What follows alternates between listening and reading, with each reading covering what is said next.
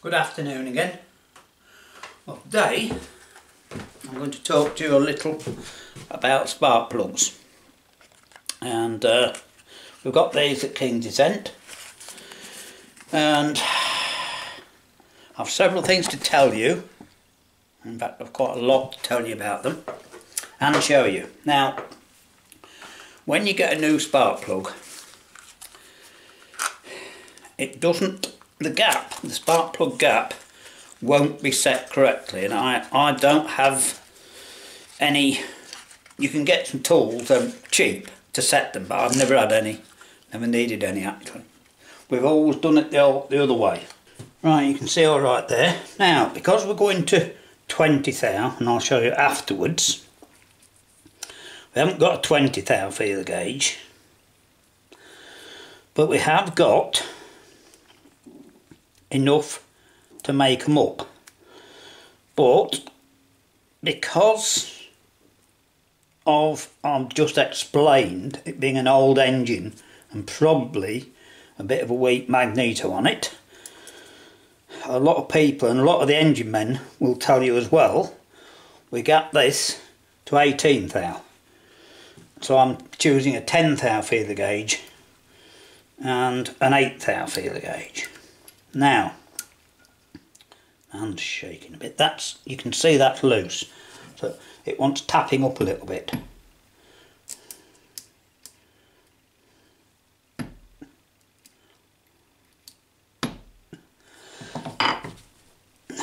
I'm only doing it gently because I didn't want to. That's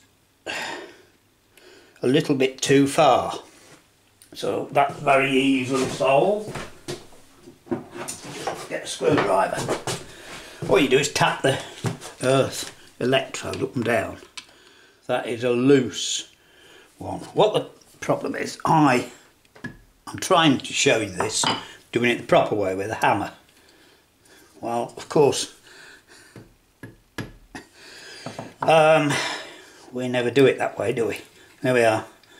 That's just a nice loose 18 thou, right?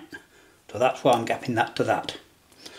You see, what you normally do, let me just back out a little bit now, try and show you, if I can. To gap the plugs, of course, what you do, you just knock them like that. Tap the gap up, you see, like that, and then measure it. And you are going to need a set of these feeler gauges.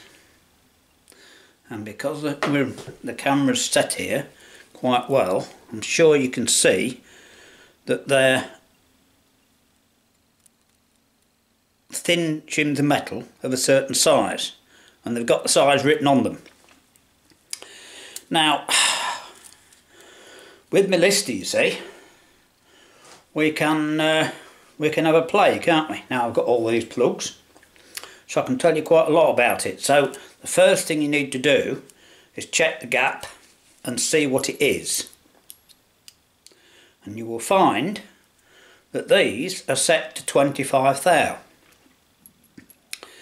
Now, I wasn't young, because when I first heard it,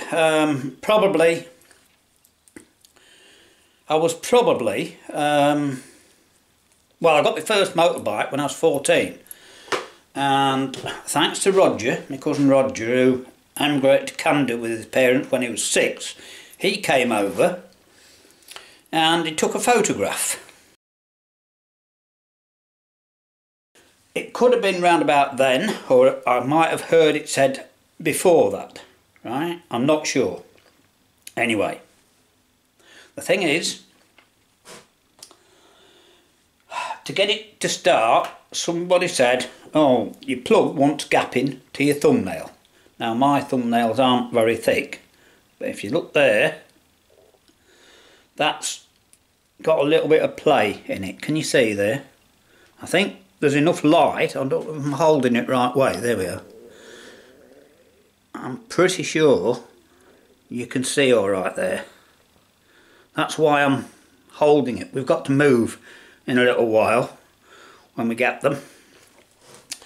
But anyway, somebody told me to get my plugs to my thumbnail. Well then, later on, with my motorbike or my car, I can't remember which, Carl, my friend and mentor I've mentioned many times, he said, well, get me plugs to 20 thou, right? The book says all plugs were 25 thou, that's Morris Thousands, Minis, Ford Anglias, Cortinas, you know, the 60s cars. Before everything became electronic, right? When it was coil and points. And the standard setting for a plug was 25 thou. But you see, so if you set it to 20 thou, you lose a fraction performance, but because these cars weren't new, I mean, you know, there's a lot of oil missed around and things were quite expensive then, so you didn't, you know, nowadays, even with old cars, you can go up and you buy a new distributed cap and leads and every year, you know, and your cars start alright. But of course they didn't then. They never got changed.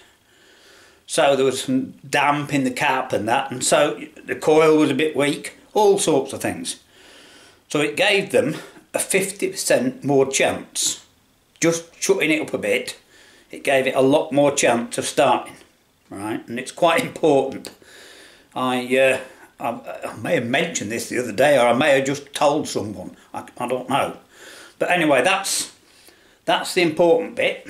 Anyway, remember what I was told initially. Get them to your thumbnail. Now here's an interesting little thing. That, by the way, I've just mentioned Carl. When I was 20, he gave me that. It's a micrometer.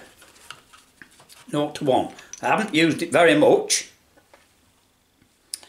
Still got it, of course. I haven't used it very much, but in a factory, I used an ordinary micrometer, right?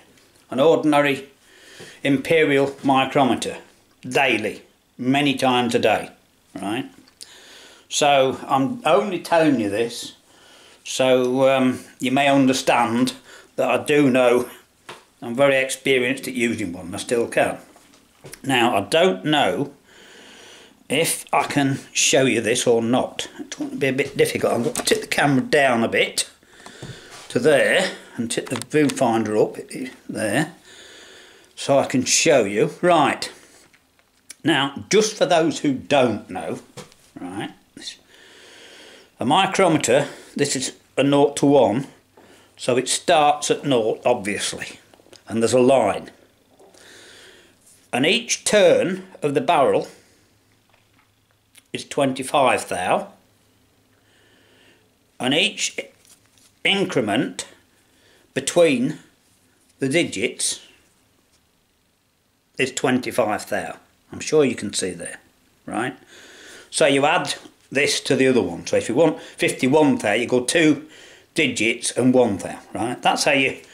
I'm only explaining for anyone who doesn't, because with digital micrometers nowadays, a lot of people won't use these. And I can show you something else. If you get a set of feeler gauges and you can't read the numbers, well, you can always mark them, you see. And so I'll do this if I can, just to show you. As I say, it's just this is just a little bit of interest, you know, as we talk about spark plugs. And so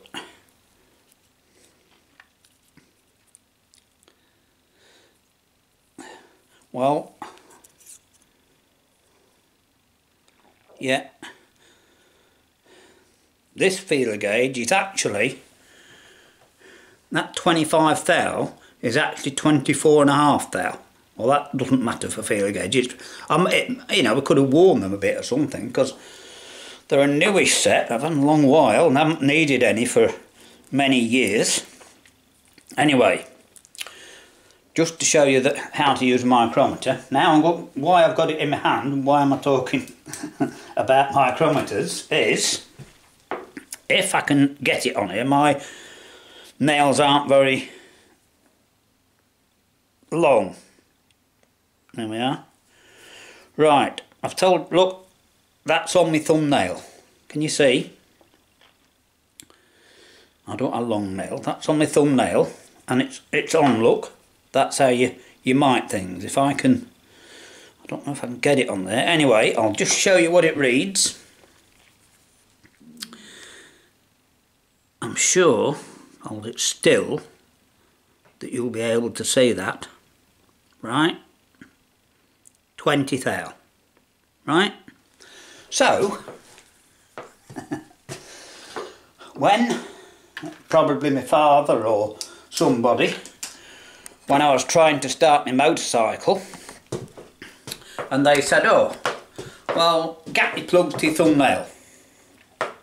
And then later on, when I get my car, and Carl said, get your plugs to 20 thou. Right? So they were both the same, you see. So I'm telling you this. So, because the book says that the plug gap for a Lister D, plug gap for my Lister D, it says it should be 20 thou. Now, because it's an older engine, it can be 18 thou, say. And a lot of people gap them to 18 thou. Now, the last thing I want to show you is about cleaning plugs. When I took that one out, I put my champion in, you see, and just to try it, because I thought that was a bit fouled up. Could have been the gap was too wide. Anyway, of course, a lot of people use one of these wire brush and they scrub the end of the plug, don't they? Anyway, that's very wrong. You may get away using a brass one, but what happens is, and I'll just get the new plug and show you it, because what that does,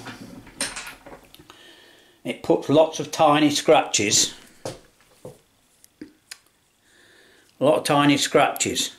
around the top of the plug, the porcelain and the electrodes. And what that does, it gives points what the spark runs. So instead of having one spark like that, you'll get lots of tiny sparks jumping around, and they may even jump onto the side. So, you know, don't do that. You can use a soft brush, but normally you don't need it. They shouldn't need it. They are, you know, old plugs. Most people put new plugs in now. That's just sooted up on that. You can see my engine running, might be using a bit of oil. So all I do is you use a rag, right? And you can use a screwdriver if you want to get in the middle. That won't hurt it. But what I'm trying to tell you, you see, as I say, I've deliberately not cleaned this one. When I took it out, I just put the new one in. But if you look at that little bit of I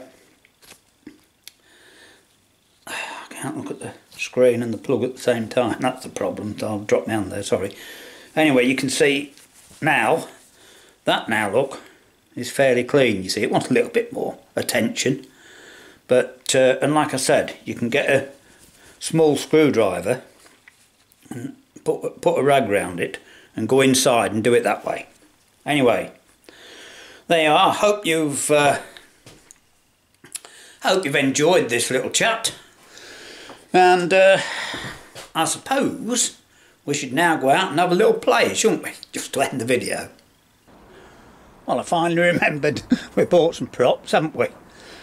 Finally remembered to knock a nail in. So we can now call it a proper engine check, can't we? Anyway, I'll just swap this plug over.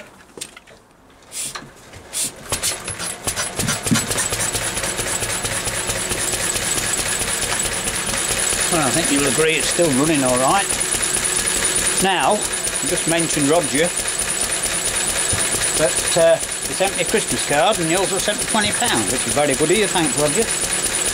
And, you know, I bought this with Johnson's money. I had quite a bit of money this Christmas, so for props, for videos, because I haven't had one, I got a digital thermometer. So, that is the temperature now.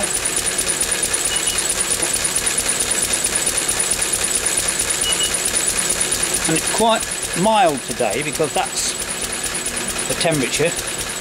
Put it on the exhaust. And it's 166 centigrade. So you don't want to be putting your hand on that now, do you? If you can see that.